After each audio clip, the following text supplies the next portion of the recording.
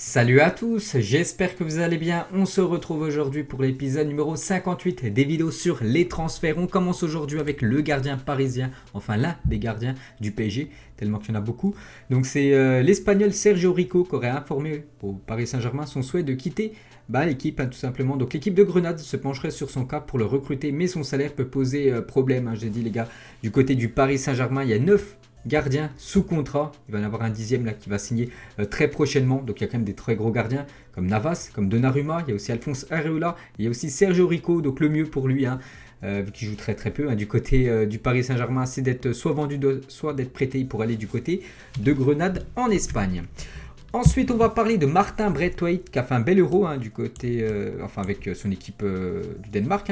Donc, il devrait être le prochain joueur à partir du FC Barcelone. Le Danois prendrait la direction de la Première Ligue. Il y a pas mal d'équipes, j'ai vu, de Première Ligue qui aimeraient avoir Martin Braithwaite. Vu qu'au FC Barcelone, bien sûr, je dis que le Barça, les gars, doit vraiment laisser filer pas mal de joueurs à cause qu'ils ont pas mal de problèmes financier, et surtout il y a Kun Agüero qui est arrivé, il y a aussi Memphis Depay. Voilà, il y a quand même du monde en attaque, c'est pour ça qu'il risque de très peu jouer bien sûr, Martin Braithwaite. Et pour être vendu, donc le Barça aimerait en récupérer 15 millions d'euros bien sûr avec la vente de l'ancien joueur de Toulouse. Ensuite on va parler de Dario Benedetto. Actuellement il fait la pré-saison avec l'équipe de Marseille, il a même été double buteur avant-hier contre l'équipe de Servette. Donc les dirigeants de Sao Paulo sont venus se renseigner auprès de l'Olympique de Marseille pour l'attaquant argentin. Les Phocéens seraient favorables à un départ, mais le club brésilien a été refroidi par l'indemnité de transfert réclamée ou le montant du salaire en cas de prêt.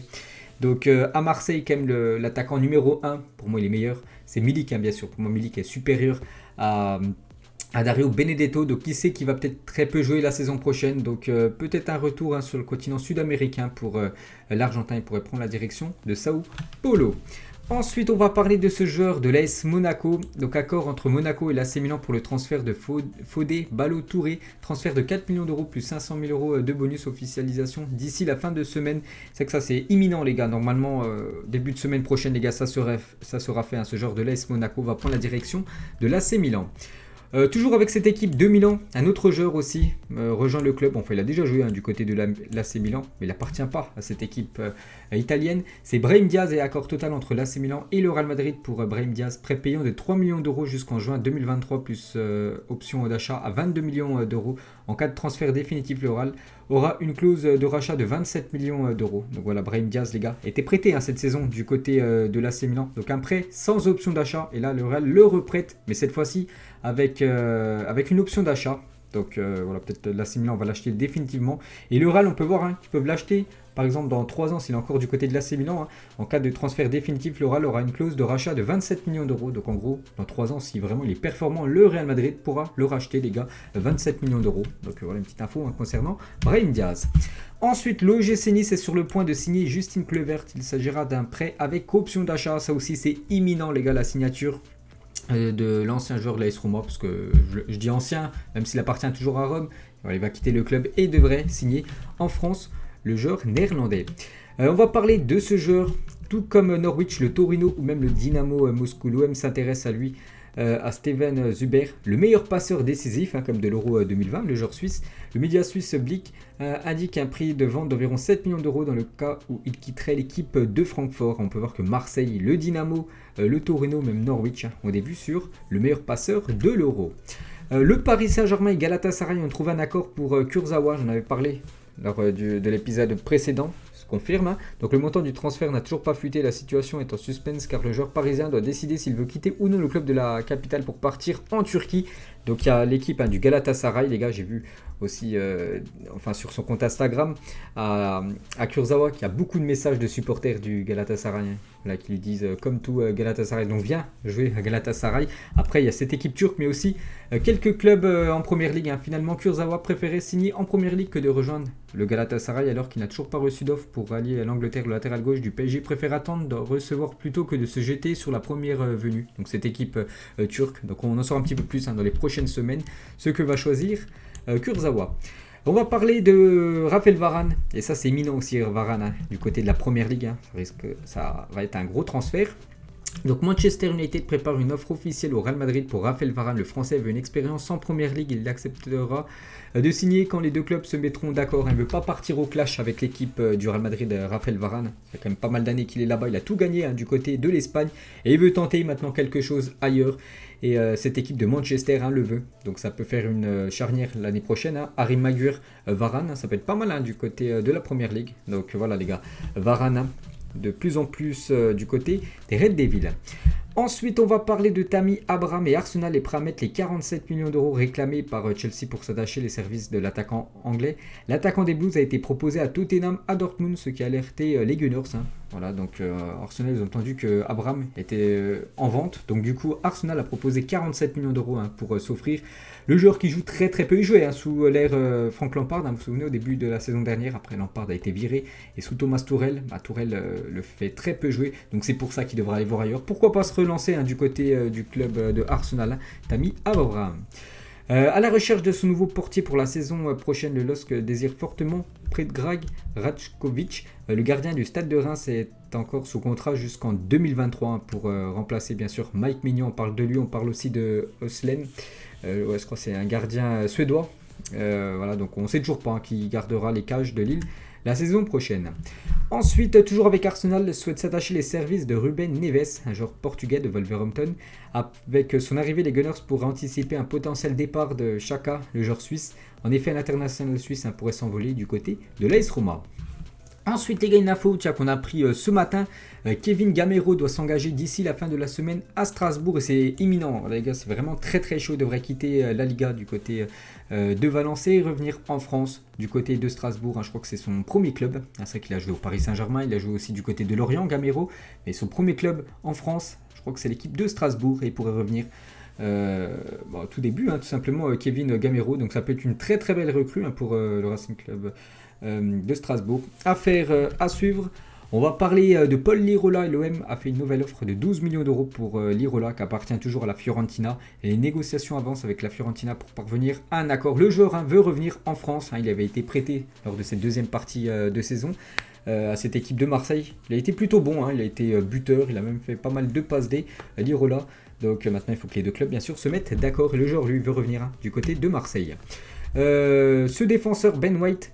Et ça aussi c'est imminent les gars, Arsenal, c'est vrai qu'Arsenal plutôt actif, on a parlé quand même de quelques joueurs. Et maintenant c'est un défenseur, donc Arsenal est tombé d'accord avec Brighton pour signer Ben White contre 58 millions d'euros. Ça aussi les gars, ça devrait se faire certainement la semaine prochaine, le défenseur de Brighton. Donc Brighton, quand je vous dis cette équipe, vous dites voilà c'est une équipe un peu éclatée en première ligue, mais n'oubliez pas que c'est l'une des meilleures quand même défenses de PL, on va dire parmi les plus mauvais. Voilà, ils ont terminé dans la deuxième partie de classement, ils ont quand même une très bonne défense. Grâce surtout à Ben White qui a joué l'Euro, il était dans le groupe anglais. Et voilà, il pourrait aller du côté de Arsenal. 58 millions d'euros, quand même, c'est énorme. Bien sûr, quand les clubs anglais se vendent des joueurs entre eux, c'est toujours des montants complètement fous. Ensuite, la Juventus a fait une offre de prêt avec obligation d'achat de 30 millions d'euros pour Locatelli. Sassuolo l'a refusé, il veut 40 millions d'euros parce qu'ils savent qu'Arsenal, en plus j'ai le maillot, je sais pas pourquoi Arsenal est partout. Et sur le coup, c'est vrai qu'Arsenal... Ils ont terminé 9e, je crois, de Première Ligue. Et de toute façon, ils ne jouent aucune Coupe d'Europe, même pas la nouvelle Europe Conference League. C'est toute l'équipe de Tottenham qui la dispute. Donc voilà, Arsenal veut reconstruire quand même quelque chose de potable parce qu'elle a terminé 9e du classement. C'est pas possible pour une équipe comme les Gunners. Donc c'est pour ça qu'on parle pas mal de noms vraiment pour essayer de refaire une belle équipe pour les saisons suivantes. Et voilà, pour revenir sur Locatelli, donc il est toujours en instance de départ du côté quand même de la Juventus. Ensuite, Icardi et Allegri, l'entraîneur de la Juve, souhaite avoir Icardi dans son effectif la saison prochaine. Le joueur est très intéressé à l'idée de rejoindre la Juventus. Le Paris Saint-Germain, après le vendre, si une offre est jugée convenable, arrive. Et ce serait une bonne nouvelle, je pense, pour le Paris Saint-Germain, pour le joueur, pour tout le monde. Parce que Icardi, du côté du Paris Saint-Germain, il n'a jamais réussi vraiment à faire des très très grands matchs. Dans les grands rendez-vous, il a été souvent absent. Icardi... Puis surtout il a un gros salaire et on sait que le PSG a recruté pas mal de joueurs, donc il faut laisser filer des joueurs. Voilà, il faut laisser filer Icardi. Et lui, un petit retour en Italie, ça peut être pas mal. Donc je pense que voilà, tout le monde serait d'accord. Tout le monde serait ok pour le retour de Icardi du côté de la Serie A. On va parler de Houssem Aouar, les 4 clubs anglais qui veulent recruter Houssem Aouar: Manchester United, Liverpool, Arsenal, Tottenham. Donc des très belles équipes. Après, bon, il y a des clubs où je pense qu'il aura il pourra plus jouer que d'autres. Par exemple, à Liverpool, je pense que ça peut être barré pour Houssem Aouar, il y a pas mal de monde. La même chose pour Manchester United en attaque, il y a pas mal de monde, vu que c'est quand même un milieu offensif. Arsenal et Tottenham peut être des bonnes pistes pour Houssem Aouar. Après, bon, ces deux clubs ne jouent pas l'Europe. Bon, Tottenham joue la nouvelle Coupe d'Europe, mais bon, c'est pas ouf. Et Arsenal joue rien du tout. Après, on verra ce que va choisir, bien sûr, le joueur lyonnais. Galatasaray s'intéresse à Michael Cuisance et aurait sondé son entourage. Voilà pour le joueur du Bayern, a prêté à Marseille. Il n'a pas été bon du côté de l'OM. Donc du coup, il revient du côté du Bayern. Le Bayern veut le reprêter ou le vendre, parce que voilà, il n'aura jamais sa place du côté du club bavarois. Et le Galatasaray aimerait l'avoir. On va parler de David Luiz, et courtisé par l'OM. David Luiz devrait finalement s'engager en faveur d'Adana Demirspor, contrat de 2 ans pour le Brésilien avec le club turc. Il y a déjà Mario Balotelli qui a rejoint cette équipe promue la saison qui arrive en première division turque. Donc il y a Balotelli et il y a aussi Younes Belhanda. Donc 2 joueurs avec beaucoup d'expérience, et pourquoi pas un troisième, David Luiz, qui pourrait rejoindre la Turquie. Ismail Assar intéresse Liverpool, qui serait prêt à débourser 47 millions d'euros pour s'attacher les services de l'ancien joueur du FC Metz et du Stade Rennais. L'ailier sénégalais évolue actuellement du côté de Watford et est sous contrat jusqu'en juin 2024. Donc voilà une petite info concernant l'ancien joueur de Rennes, Philippe Coutinho. On entend des rumeurs du côté de Marseille. Voilà, les supporters de Marseille aimerait l'avoir, mais bon, voilà, Philippe Coutinho, les gars, c'est quand même un gros salaire, et bien sûr, il faut avoir beaucoup d'argent, et voilà, Marseille est quand même limité, bien sûr, donc le clan Coutinho a confirmé des contacts plutôt avec l'AC Milan, voilà, une équipe qui peut lui permettre de lui proposer un salaire que veut le joueur brésilien. Donc voilà, Coutinho, déjà il y a de fortes chances quand même qu'il quitte cette équipe du Barça, parce qu'oubliez pas que s'il dispute encore, je crois, une dizaine de matchs avec l'équipe du Barça, le Barça devra redonner une prime. Il y avait une clause dans son contrat quand il avait été recruté par l'équipe de Liverpool. S'il atteignait, je crois que c'était 100 matchs avec l'équipe Blaugrana, voilà, le Barça devrait redonner 10 ou 20 millions d'euros de plus à l'équipe de Liverpool, et ça bien sûr le Barça ne veut pas. C'est pour ça qu'il joue très peu déjà, en plus il a été blessé, et c'est pour ça que normalement il devrait quitter cette équipe Blaugrana. Et pourquoi pas du côté de l'AC Milan, il peut se relancer. En plus l'AC Milan joue la saison prochaine la LDC. Jack Grealish d'accord avec Manchester City. Donc City se prépare à payer la clause libératoire pour acheter le joueur anglais. L'ailier international anglais serait d'accord sur les termes de son contrat avec les Citizens. Donc ça aussi, ça sera un gros transfert, plus de 90 millions d'euros bien sûr, si Grealish venait à signer du côté de Manchester City. La même chose les gars pour Harry Kane. Les coéquipiers d'Harry Kane pensent que l'anglais pourrait refuser de se présenter à la reprise pour forcer son départ. L'anglais veut quitter Tottenham, il a fait savoir. Il en a marre de perdre des finales, il en a marre de faire des saisons sans gagner de trophées. N'oubliez pas que c'est quand même... il a été meilleur buteur, meilleur passeur la saison dernière avec Tottenham, il n'a rien gagné. Voilà. Donc bien sûr il peut aller dans une équipe plus huppée. Et Manchester City a proposé 117 millions d'euros, une offre rejetée par les Spurs. Voilà, donc ils espèrent beaucoup plus d'argent, bien sûr, Tottenham.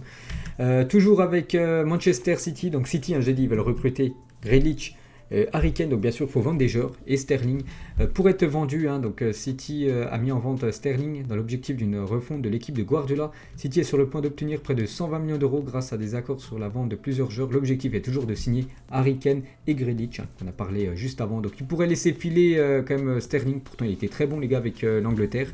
Il y a des rumeurs les gars, Sterling du côté du FC Barcelone. Après bien sûr ce serait très cher pour l'équipe du Barça, vu que le Barça n'a pas beaucoup d'argent. Donc voilà les gars, Sterling il pourrait quitter cette équipe de City. Et vraiment si l'équipe de City n'arrive pas à recruter Harry Kane, il pourrait peut-être essayer de recruter Lewandowski. Manchester City évalue la possibilité de signer Lewandowski. Il est une alternative à Harry Kane, pour qui une offre de 100 millions d'euros a été transmise mais rejetée par l'équipe de Tottenham. Ensuite, quelques infos transferts officiels, on en parlait depuis pas mal de temps. Le défenseur de Arsenal, William Saliba, rejoint l'Olympique de Marseille en prêt. Voilà, là, il avait joué la saison dernière du côté de Nice en prêt. Cette fois-ci, il rejoint l'équipe de Marseille. Officiel, José Sa quitte l'Olympiakos et s'engage jusqu'en juin 2026 à Wolverhampton. Donc c'est un gardien.